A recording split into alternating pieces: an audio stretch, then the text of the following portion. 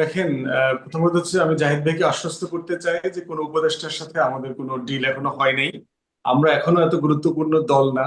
এবং জাহিদ ভাইরাও যখন আমাদের কথা বলেন টলেন, বিএনপি জামাত এনসিপির পরে অন্যান্য দল আকারে সবসময় আমাদেরকে বলেন দেখছি আর কি। না ফুয়াদ ভাই, এবি পার্টিকে আলাদা করে বলি অনেক সময়, আমি অনেক সময় এবি পার্টিকে 1 নম্বরে রাখি।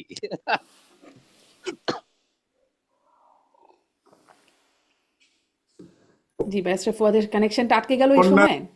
হ্যাঁ। সময় হচ্ছে সবাই বড় বড় দলের সাথে ডিল করে আর কি, অন্যান্য দলের সাথে কেউ ডিল করে না আর কি। আচ্ছা, আমার কাছে মনে হচ্ছে এটা নিয়ে আমি জাহিদ ভাই একই একই শোতে বারবার কথা বলেছি অনেকবার।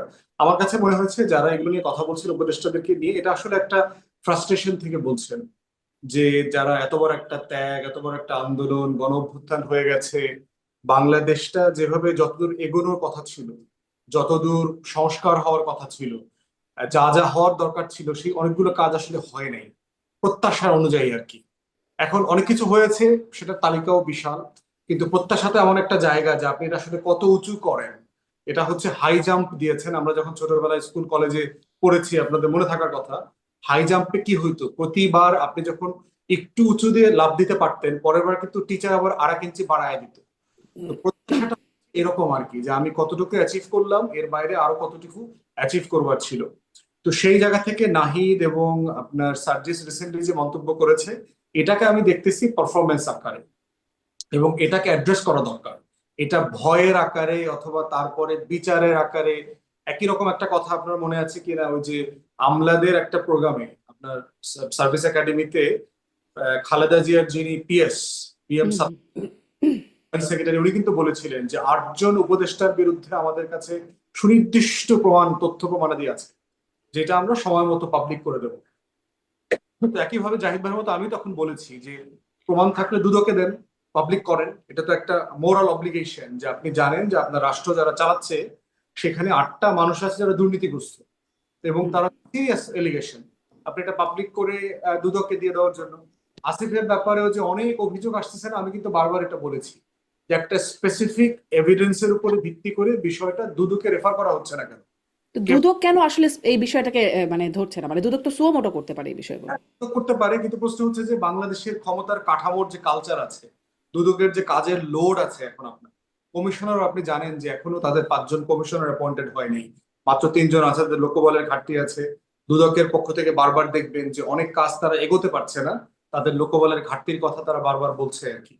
তো আমরা আমরা বোধ করতেছি যে রাষ্ট্রের সরকারের যারা দায়িত্ব পালন করছেন, তাদের যে কারো ব্যাপারে অভিযোগ থাকলে সিরিয়াসলি এটা কোনো না কোনো ফোরামে, যেভাবে গত সপ্তাহে মানবাধিকার লঙ্ঘনের ঘটনা ঘটেছে, সরকার এটাকে ওয়েলকাম, রিপোর্টটাকে ওয়েলকাম করে মানবাধিকার কমিশনে রেফার করে দিলেই পারে যে প্রত্যেকটা ঘটনা আপনারা সিরিয়াসলি ইনভেস্টিগেট করেন, আমরা এগুলোর বিচার দেখতে চাই, শেষ দেখতে।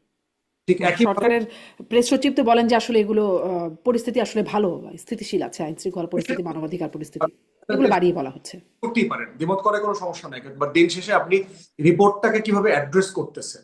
একটা রাষ্ট্র ম্যাচিউর হয় যখন, যখন আমার বিরুদ্ধে একটা অভিযোগকে ডিল করার মতো স্পেস থাকতে হবে।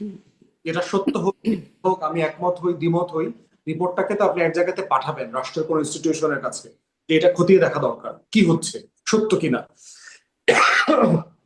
এর বাইরে হচ্ছে সেফ এক্সিটের ব্যাপারে আমি বোধ করছি পারফরমেন্স গুলোকে রিপোর্ট আকারে আসা দরকার, যে এই হতাশাগুলো কেন হচ্ছে। কারণ আমরা বোধ করছি উপদেষ্টারা চাইলে এটা করতে পারতো, ওইটা করতে পারতো, সেটা করতে পারতো, করে নাই, কেন করে না।